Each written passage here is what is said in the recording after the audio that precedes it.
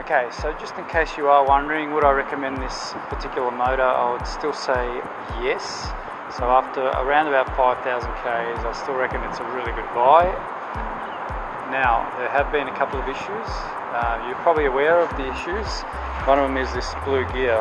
So the motor comes with a nylon blue gear. Of course, this thing is so tiny, it does not last forever. I had to replace mine around 1380 kilometers, if I remember. Now, it's a really easy job, so if you know someone that's handy, he's not going to have any problem replacing this with the brass gear. And the brass gear was about $35 delivered. Okay, the other problem I had with mine, and I've probably been a bit rough on my bike, I don't think anyone else has had this issue, but it's replacing this Sprag clutch bearing. Again, this was a really cheap buy. It was $15 delivered from eBay. So what this is, a one-way bearing, and basically transfers the load from the pedals to the chain, because the pedals aren't directly connected to the chain. Okay, and the beauty of it is that obviously as the motor spins, it doesn't make your pedals go around. So that's the reason for the Sprag clutch. So again, I think I might be the only person that's had this issue. So you may or may not have to replace the Sprag clutch, but it is a cheap replacement. It does require someone to actually push it out with a press, but apart from that, it's a really easy installation. So I wouldn't worry too much about it. Okay, so since then, that was about 2,500 kilometers into the motor. Since then, which is almost another 2,500, I've not had any issues. The motor has been faultless. I'm really glad, nothing else has happened to it. So I might do another service, which is pull it apart and re-grease, and I have got a video on that as well. Don't be too worried about that. It's not making any noises, so I probably don't really need to do it, but it has been 2,500 Ks since I've opened the motor. Alright, just quickly, what sort of questions would you ask? Alright, so why would I choose this motor? Okay, firstly, price. Secondly, it is a torque assist motor, so it's something you can just pass this bike on to anyone, and you don't have to tell them how to ride it, because it's just like riding a normal bike. So they press hard, it goes faster. They press softly, it goes slower. It's just really straightforward. Okay, with motors such as the Bafang, which is also a good motor, you're not going to have any issues with the newer Bafangs. They've ironed out a lot of problems, but it's not a torque assist, and it's just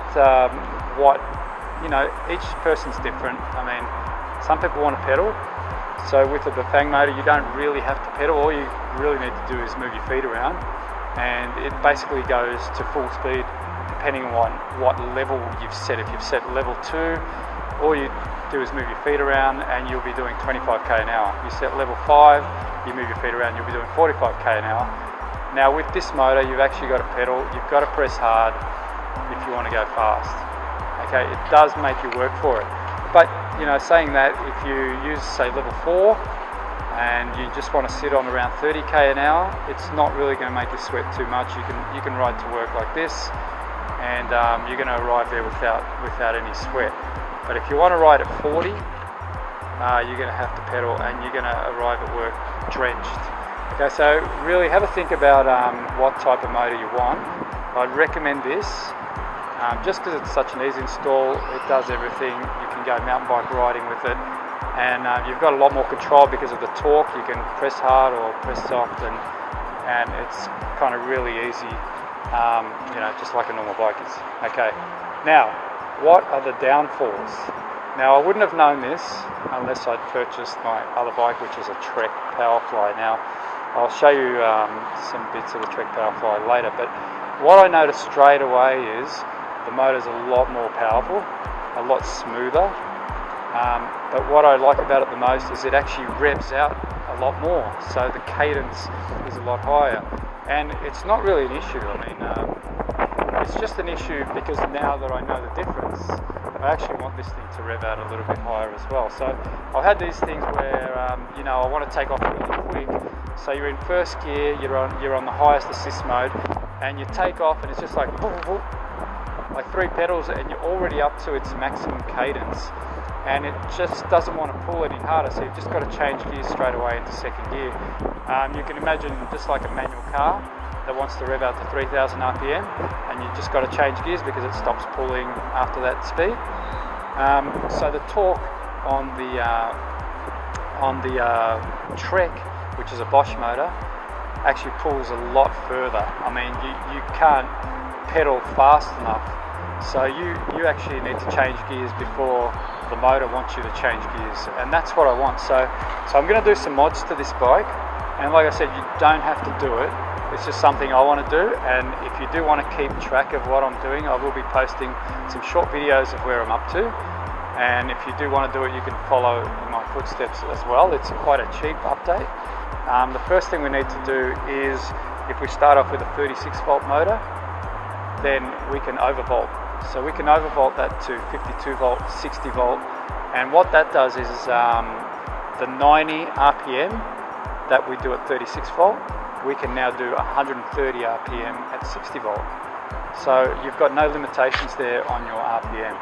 What you do want to make sure of is that you're not actually feeding it any power, so you can reduce the amount of amps going into the motor so that the overall power is roughly the same.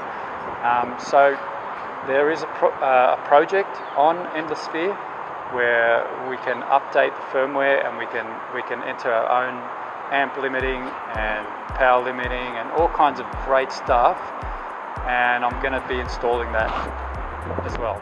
Okay, so if you do want to follow in that, join me, and we can go through that journey together. Otherwise, if you don't want to touch it and you just want to ride and you want to do some off-road and you want to do some commuting, go ahead, install this motor, ask me any questions you want. I've had no problems, but be aware that there will be potentially 2 issues that you're going to be faced with, and as long as you know someone that's handy, they'll be able to sort it out for you. It's not hard and it's not expensive to get it sorted out. Okay? Alright, thank you guys for watching, and please let me know if you have any questions.